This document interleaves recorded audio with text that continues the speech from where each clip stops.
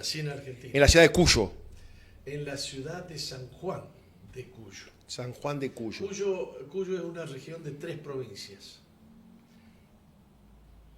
Sí, San Juan, Mendoza, San Luis.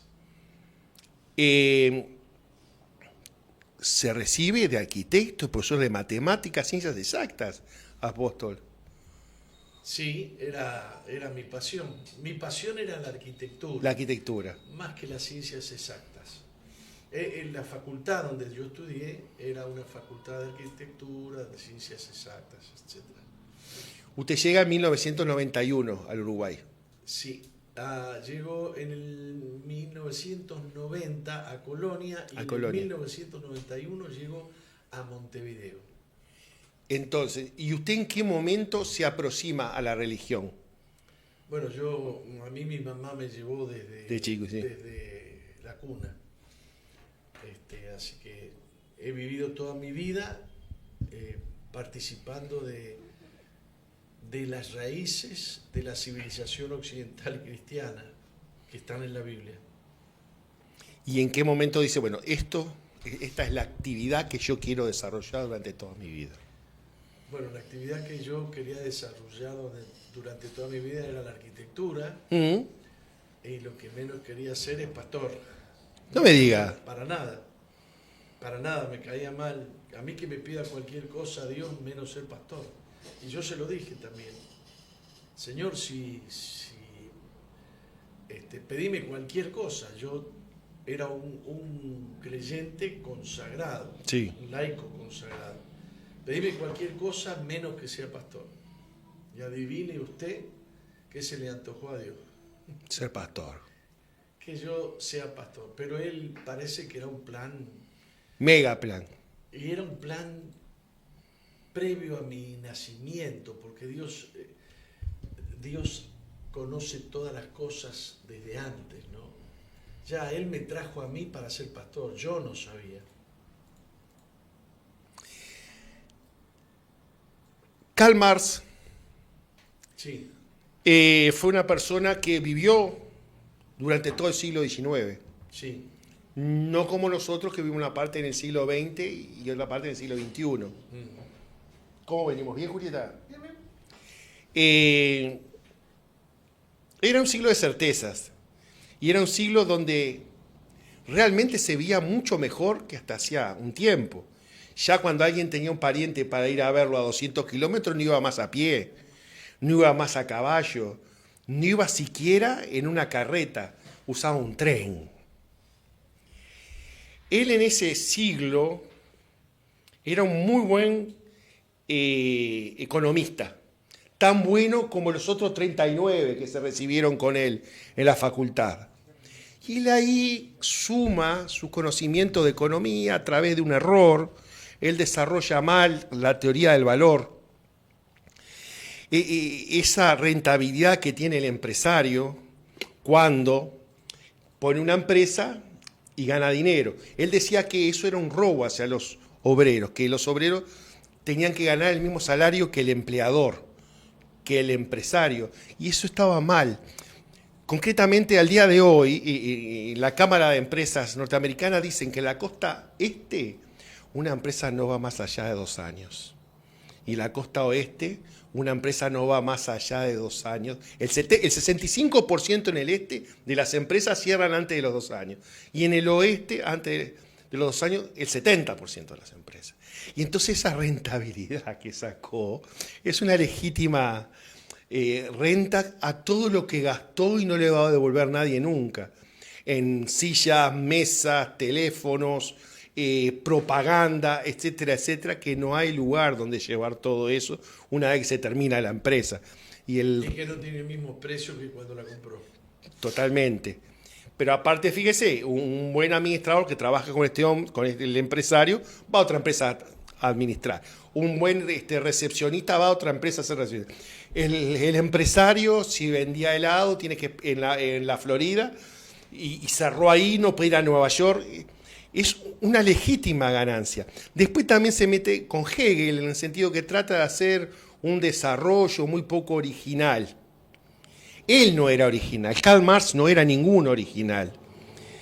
era un hombre que larga una teoría, se ocupa de los obreros y arma un librito, que inicialmente era de 40 páginas, y yo me fijé ayer, y hoy tiene día hasta 130, no sé quién le agregó esas páginas.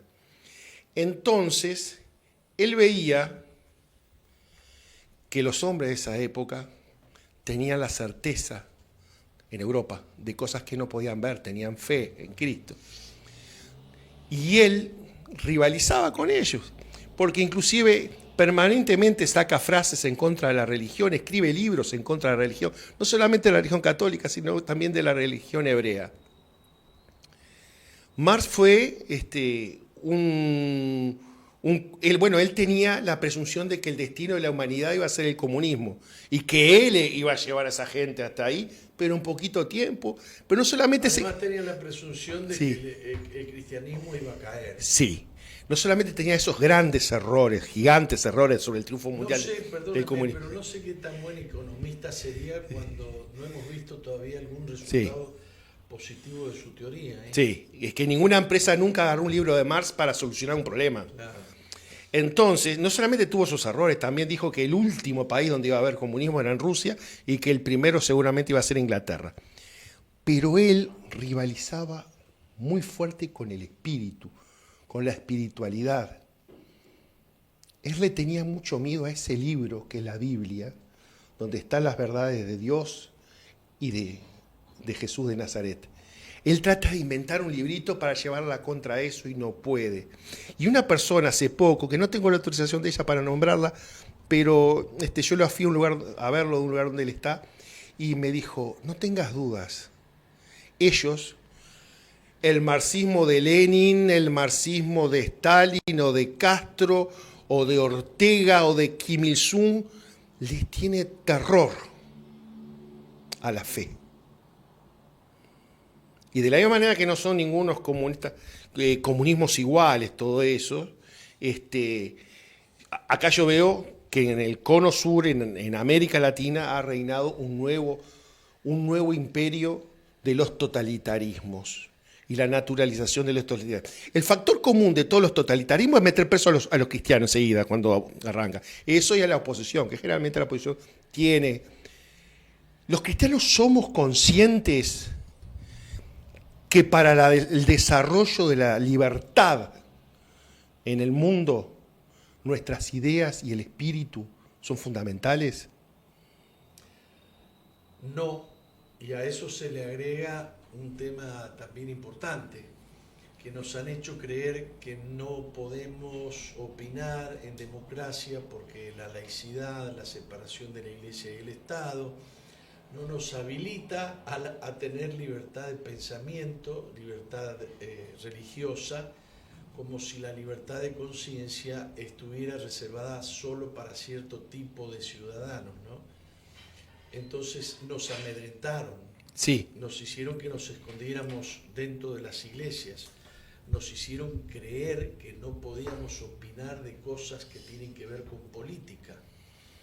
Entonces, creo yo que nos creímos eso hasta que ahora estamos reaccionando. Yo creo que estamos entendiendo que nos llevaron de la verdad a la mentira y que la luz que está en nosotros, que es la luz de Dios, la habíamos escondido debajo de la cama y no la sacamos afuera. Ahora estamos más valientes y estamos más dispuestos a exponer públicamente y privadamente los valores, los principios y la creencia, nuestra fe en el Dios creador del universo, en la venida de su Hijo, Jesucristo, etcétera, etcétera.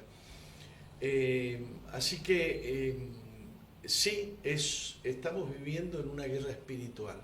Yo no le llamo guerra cultural, yo no le llamo guerra moral, porque lo que es la guerra moral y la guerra, ¿cómo es que dije? Cultural, es el resultado de una gran confrontación en lo invisible, una gran confrontación espiritual. El apóstol Pablo decía, nuestra lucha no es contra sangre ni carne, sino contra poderes espirituales de maldad en las regiones celestes. Perdón que lo corte. Bienvenido, José Cruz Álvarez. Hola, ¿qué tal? Hola, ¿qué tal? Un gusto, ¿qué tal? José Cruz Álvarez. ¿Qué tal, José? Mucho gusto. Ahora, Entonces, sí. de esa confrontación invisible, de esa confrontación con fuerzas espirituales de maldad, surge en lo visible la cultura. Porque la palabra cultura está relacionada en su raíz a la palabra culto. Es el culto el que genera cultura. Las sociedades tenían relación con sus dioses o con su dios, y de su dios aprendían cómo tratar al prójimo, cómo tratar a la mujer, cómo hacer, qué era bueno para los negocios, qué era malo para la salud, etc.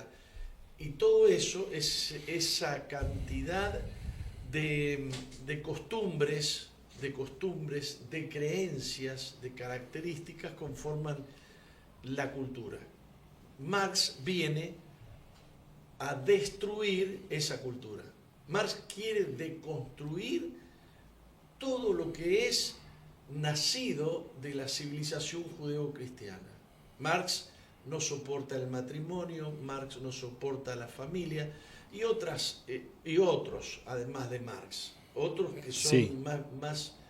más ocultistas, luciferinos, satánicos, como por ejemplo Adam Weishaupt, creador o fundador de los Illuminatis. Uh-huh. Entonces ellos fundan a los Illuminati una noche de la madrugada del 1 de mayo, en unos bosques en Baviera, en Alemania, y establecen columnas de su filosofía, donde está la guerra a la propiedad privada, la guerra al matrimonio, la guerra a la familia, porque si no destruyen eso, no pueden construir una nueva cultura. Entonces él inventa la antítesis. Ellos dicen, bueno, lo que es lo vamos a confrontar con lo que no es. Y entonces comienzan a enfrentar la luz con las tinieblas, empiezan a confrontar la verdad con la mentira, con el objeto de lograr una síntesis, una mezcla entre la verdad y la mentira. ¿La masonería cómo convive con todas las religiones? Yo no creo que conviva, yo creo que las usa. Las usa. Claro, claro. Porque dentro de la masonería hay credos de todo tipo. Sí, pero Hay masones de todos colores. creo que esos creyentes, sean de la religión que sean, no son buenos creyentes, porque la masonería es otra religión. La masonería tiene un dios que se llama Gadu, el gran arquitecto del universo. Y primero los captan diciendo, no, nosotros somos amplios, somos tolerantes. Y entra una cantidad de gente, le llamemos buena, aunque ciega. Y los captan y les son muy útiles, son idiotas útiles. Los padres fundadores entonces eran masones. ¿Qué padres? Jefferson, Franklin. Bueno, habría una gran cantidad de masones.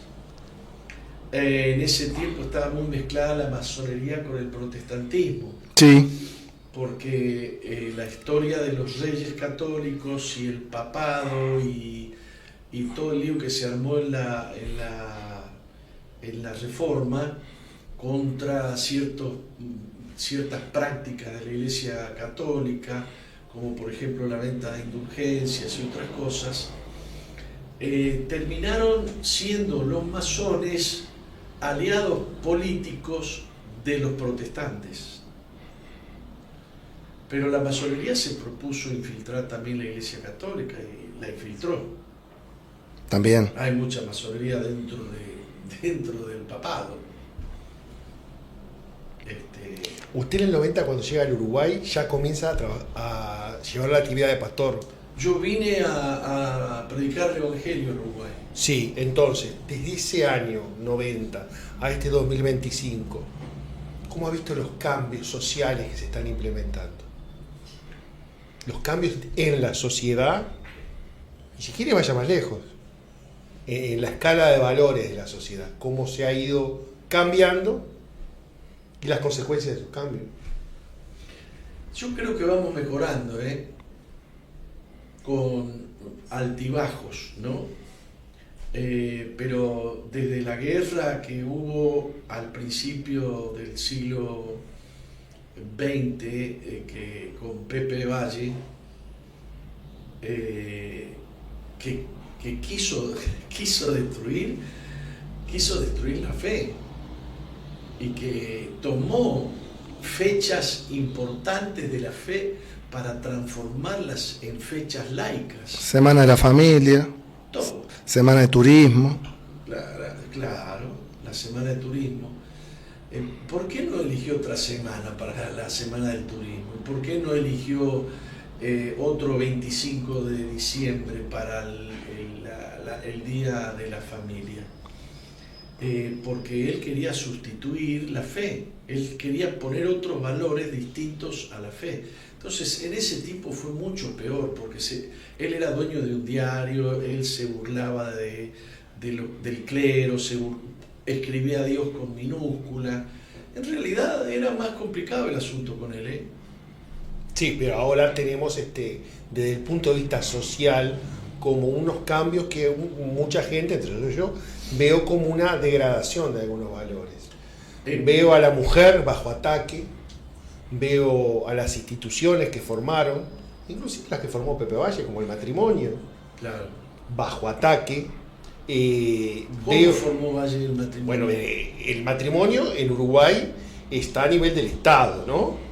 Entonces, inclusive figura... Le robó al cristianismo Sí. el matrimonio, Sí. lo hizo del Estado y le prohibió a los pastores y a los sacerdotes que puedan Sí, casar a alguien sí. sin casarlos primero Eso por inclusive, registro civil. eso inclusive está bajo ataque, porque ahora están promoviendo las relaciones de hecho.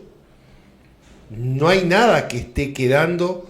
Bueno, el tema es que si hay relaciones de hecho, que le pongan el nombre que quieran, Sí. pero que no le pongan el nombre de matrimonio. Por ejemplo, mire, acá la izquierda muchas veces ha mirado con mucha admiración, entre comillas le voy a decir, el socialismo sueco o el socialismo nórdico, que es un estado de bienestar donde el Estado está en el centro de la sociedad.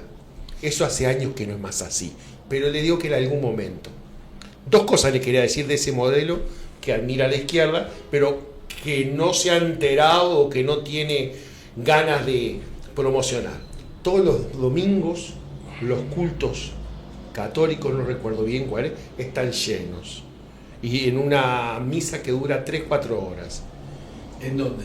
En los países nórdicos. En los países nórdicos. La religión es bastante más importante de lo que ellos se piensan en los países nórdicos, tanto en Suecia, en Dinamarca, en Noruega. Eso por un lado. Y por otro lado, en Suecia el que casa es la iglesia, no es el Estado. Después en la Estados iglesia, Unidos también. después la iglesia mandará a algunos donde corresponda. El pastor o el sacerdote es funcionario del Estado y firma el acta de casamiento que va al registro civil de la nación. Pobre las Américas si no tomaban los registros la iglesia de lo que los nacimientos, las defunciones y los casamientos. Hubiera sido un caos América Latina si la iglesia no hubiera tomado parte de eso. Bueno, pero era parte del problema también, porque por ejemplo los protestantes no teníamos dónde enterrar nuestros muertos. Los protestantes enterramos nuestros muertos en los jardines de la casa. Sí, mi padre era protestante. Y había cosas así que eran excesos de la Iglesia Católica. Que eso ya no existe, esa competencia. Aunque hay competencia o polarización en otros temas, ¿no? El pobrismo de la Iglesia Católica, ¿no?, ha perjudicado mucho a América Latina.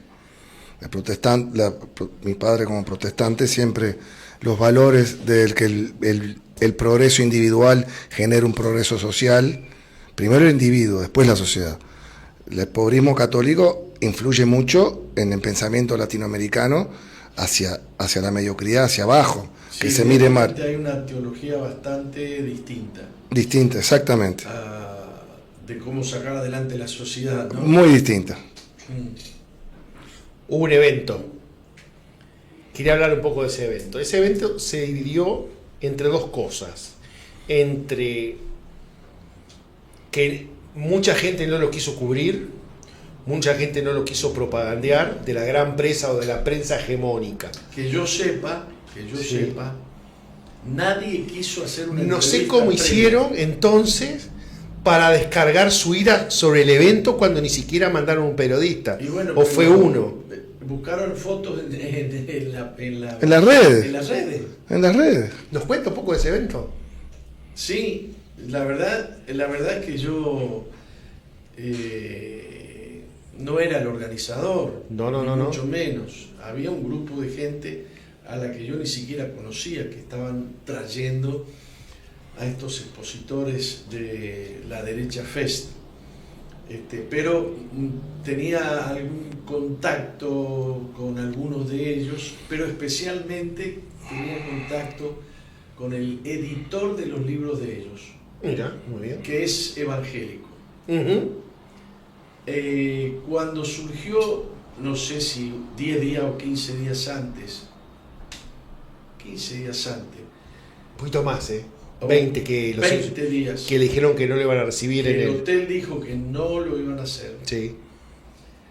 Me llaman de Buenos Aires, me dice: Jorge, por favor ayúdanos. Y este hombre le dice a estos organizadores: hablen con el pastor Márquez tiene experiencia, el pastor Márquez sabe dónde. Y me piden hacer el evento en mi templo de acá de Tres Cruces. Yo le digo: vos estás loco, van a venir los zurdos, me van a pintar el templo, me van a romper los vidrios como ya lo han hecho. Sí. Le digo: no, en el templo no. En el peor de los casos les puedo ofrecer en nuestro templo allá en Villa García, 21 kilómetros de acá. No, pero es muy lejos, no, pero es muy grande, no lo vamos a llenar, vamos a pasar vergüenza, después se van a burlar. Bueno, y nos acercamos.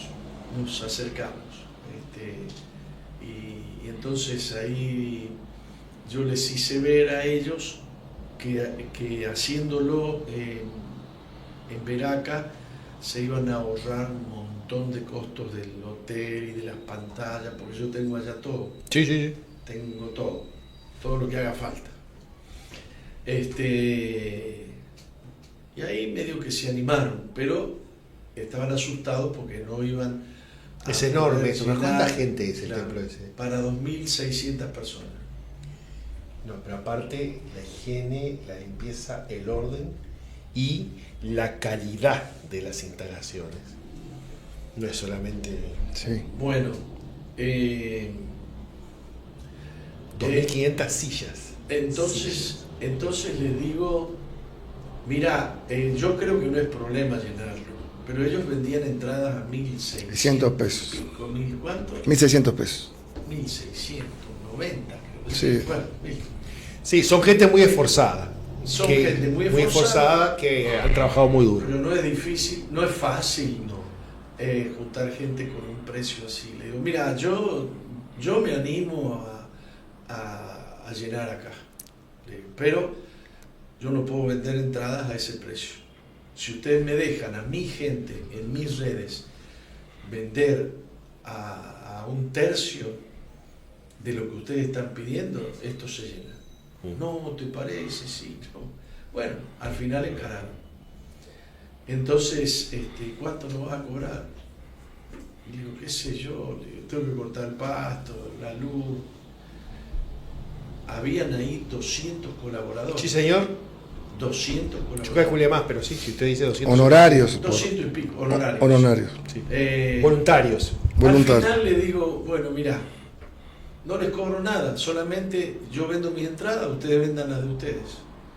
Y bueno, resultó todo un éxito, ¿no? La animosidad era contra el evento en sí, Agustín Laje y Nicolás Márquez, o era en contra de los locales.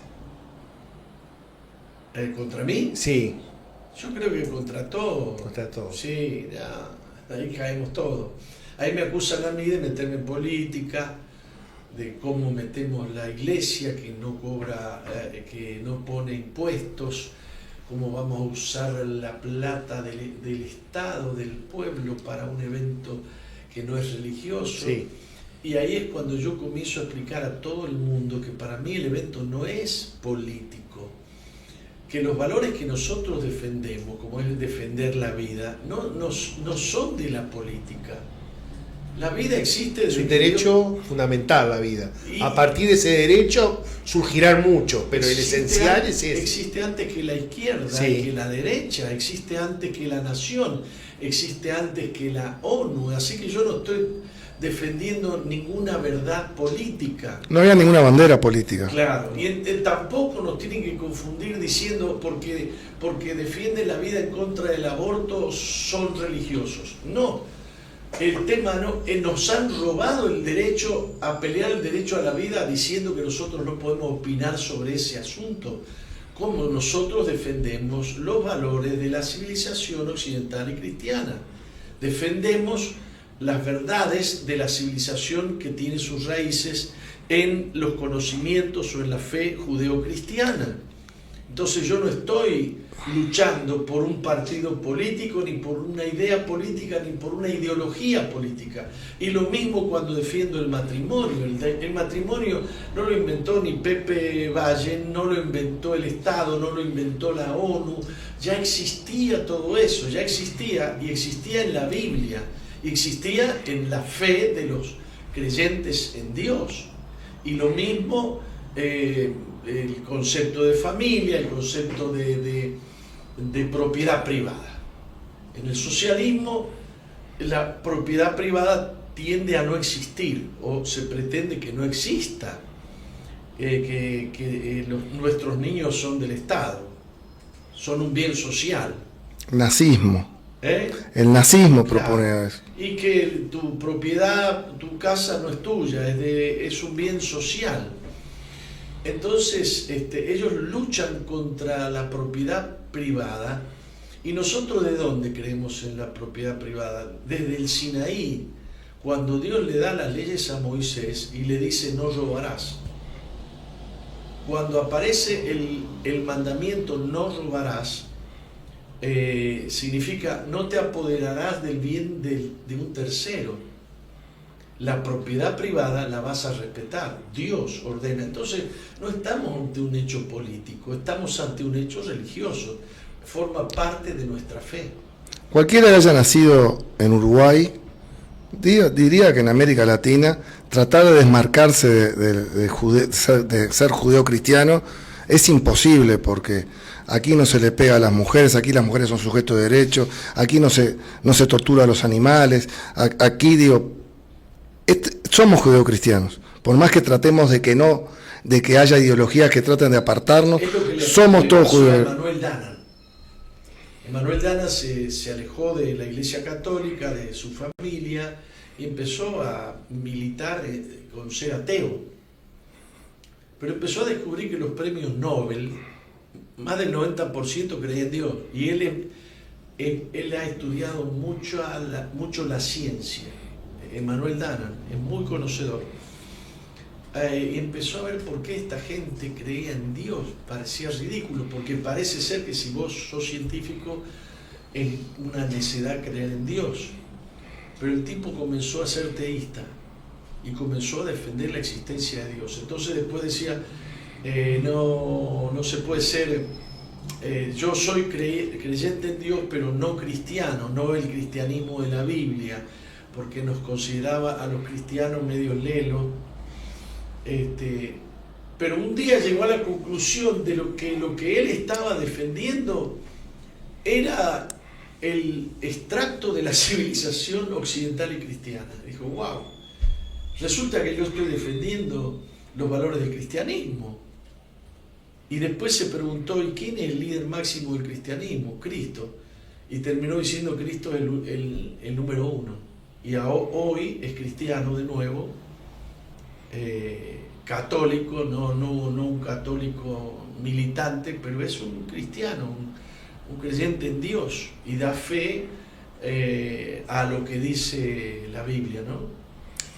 ¿Qué es lo que puede hacer la religión por una sociedad? Destruirla o edificarla.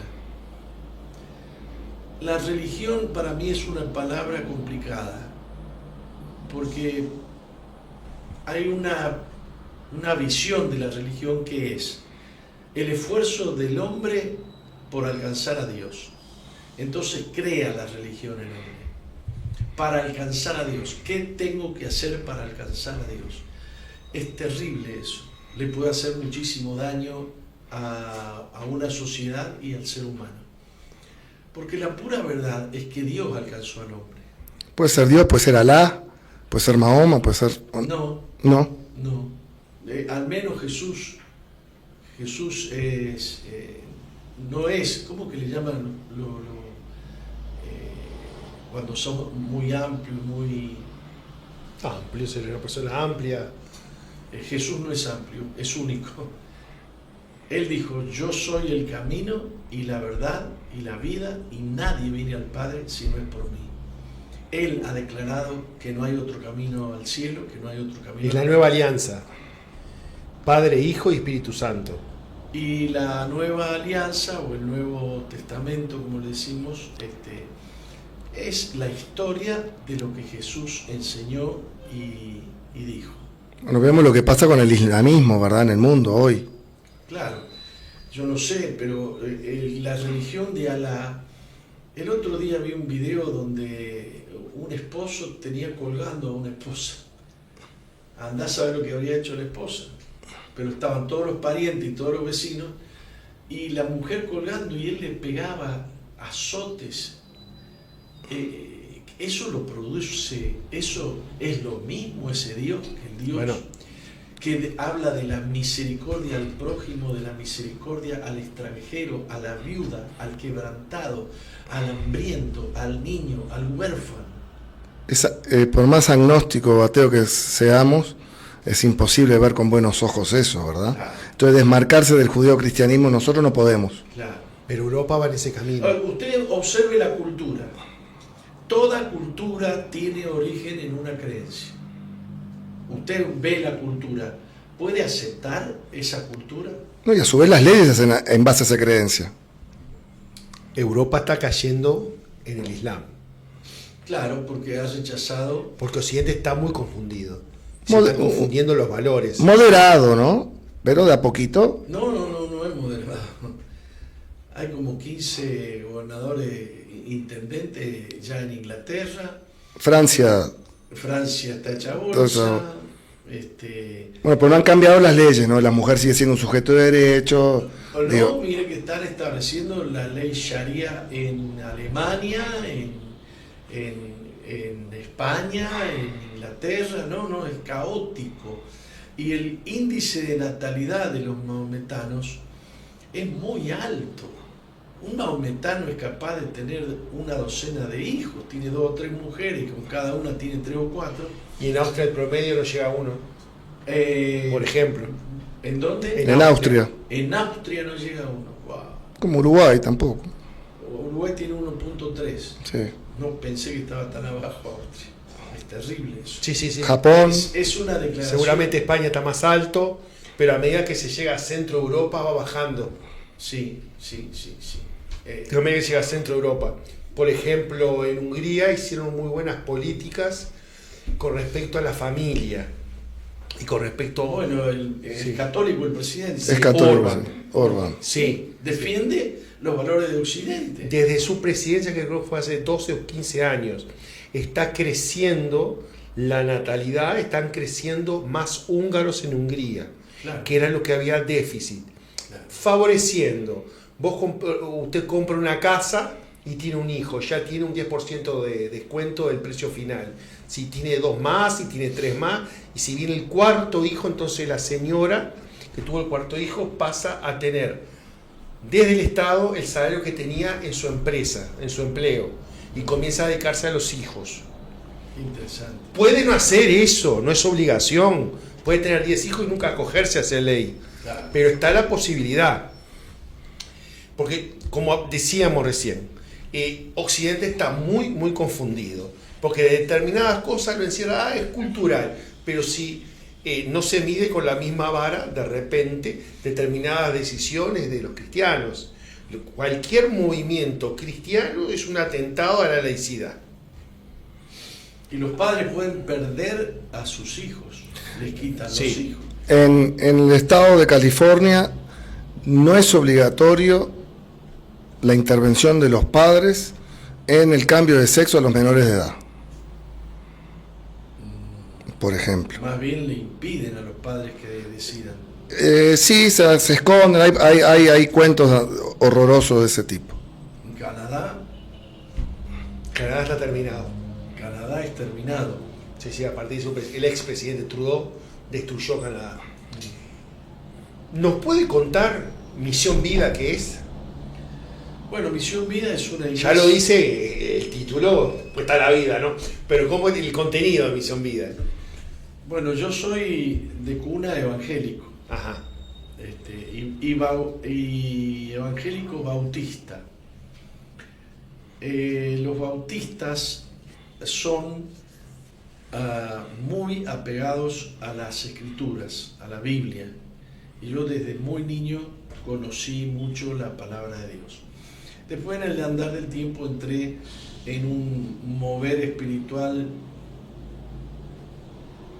más fogoso. Nos dicen que somos iglesias, iglesias Cualquier palabra que ponga, bueno, reflexivas. Pertenecemos a ciertas iglesias que han nacido en las últimas décadas, digamos en los últimos 50, neopentecostales, era la palabra. Nos llaman neopentecostales. Pero en general somos evangélicos, en general, digamos, el fundamento sigue siendo, digamos, la única fuente de fe y de práctica es la Biblia. Esa es la ley. La palabra de Dios es la última palabra. ¿Y la relación con el Papa cómo es? No, nosotros no tenemos una autoridad papal. Ok. No, somos independientes, somos más anárquicos. Pero el trabajo suyo se desarrolla en amplios sectores de la sociedad. Puede ser que haya un hogar donde se recupere personas de la droga. No, hay más de 60 hogares, hay más de 1.200 personas internadas en esos hogares recuperándose no solamente de la droga, de la violencia, de la cárcel, de la prostitución. En general nosotros le decimos que esa gente lo que tiene es herida el alma. Para nosotros lo más importante no es sacarlos de la droga. La droga es una consecuencia de un alma herida. Hijos no amados, rechazados, divorcio de los padres, infidelidad de los padres, alguna brutalidad de los padres, padres demasiado ocupados que no le dan tiempo de papá o de mamá a los hijos. Y los chicos entran en amarguras, en tristezas, en depresiones, en angustia. Y a los 10, 12 años quieren irse de la casa, no soportan la casa, la mamá muy ocupada, qué sé yo. Entonces salen a la calle a buscar algo que les llene, algo que les satisfaga. Entonces nosotros no nos conformamos con sacarlos de la droga, nosotros trabajamos para sanar las heridas del corazón.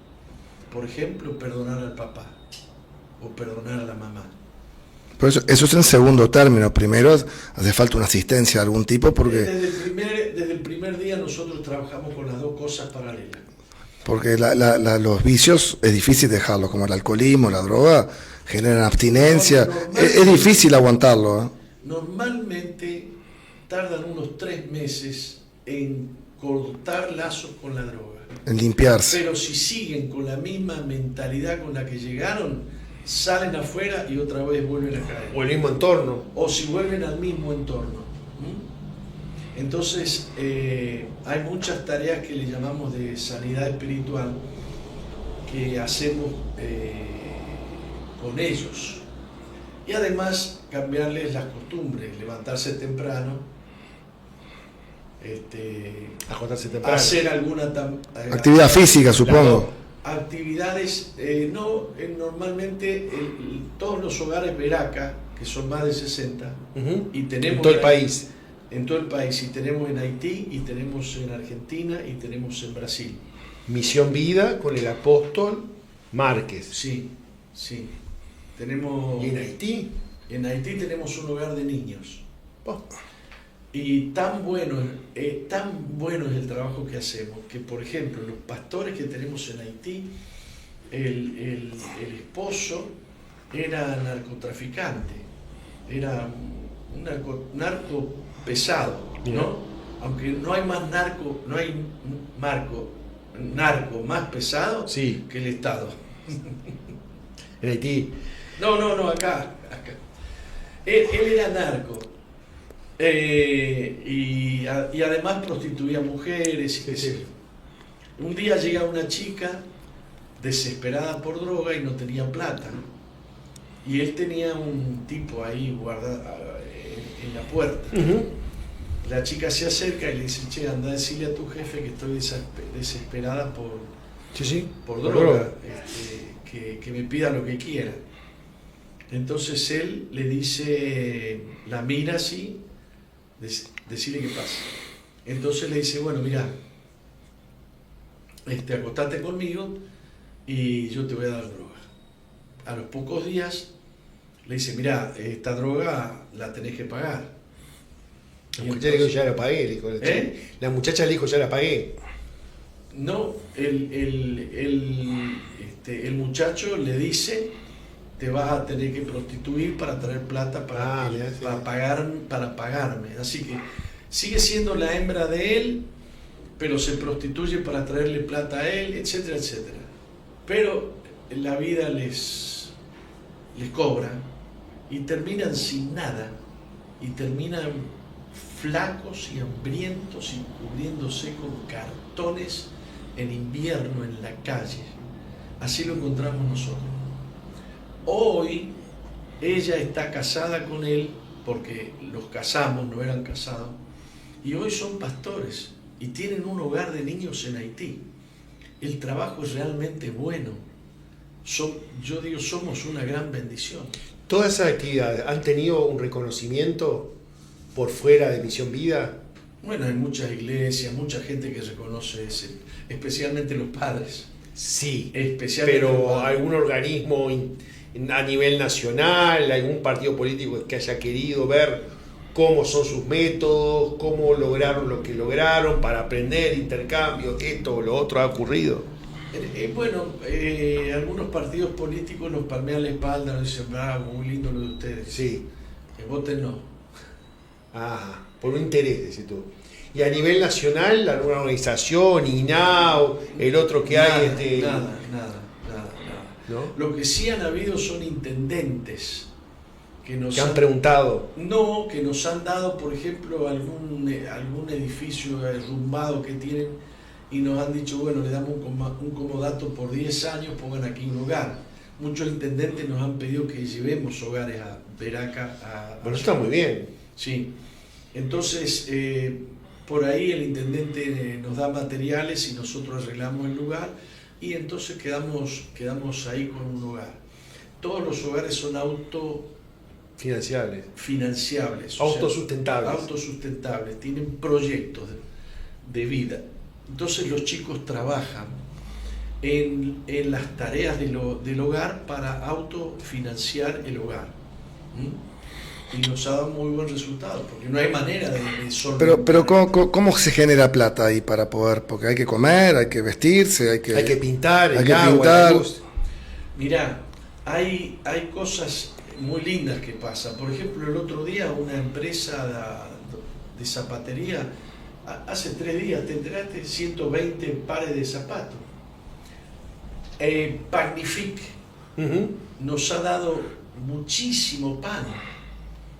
salvo que alguien una vez metió una denuncia de que el pan estaba, ¿cómo se dice? Y Panifi cortó todo. Siempre pasa. Yo digo que Dios manda mucha ayuda por ese lado. Anoche hemos tenido un culto en la iglesia y en ese culto yo dije, se viene el invierno y los chicos de los hogares Veraca, hay muchos que no tienen campera, algunos llegan en calzoncillo y descalzos porque han vendido el pantalón y han vendido Sí, claro. para drogarse. Sí, claro que sí. Entonces yo desde el púlpito, antes de predicar, dije, bueno, ¿quién va a dejar aquí su abrigo? Y la gente pasó en torrentes a dejar sus camperas.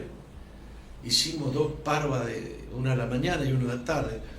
Siempre surgen recursos, pero la otra cosa es que, por ejemplo, criamos lechones, criamos cerdos en algún lugar, en algún otro lugar se imprimen remeras, camisetas, se hace muchísimas... Menudeo.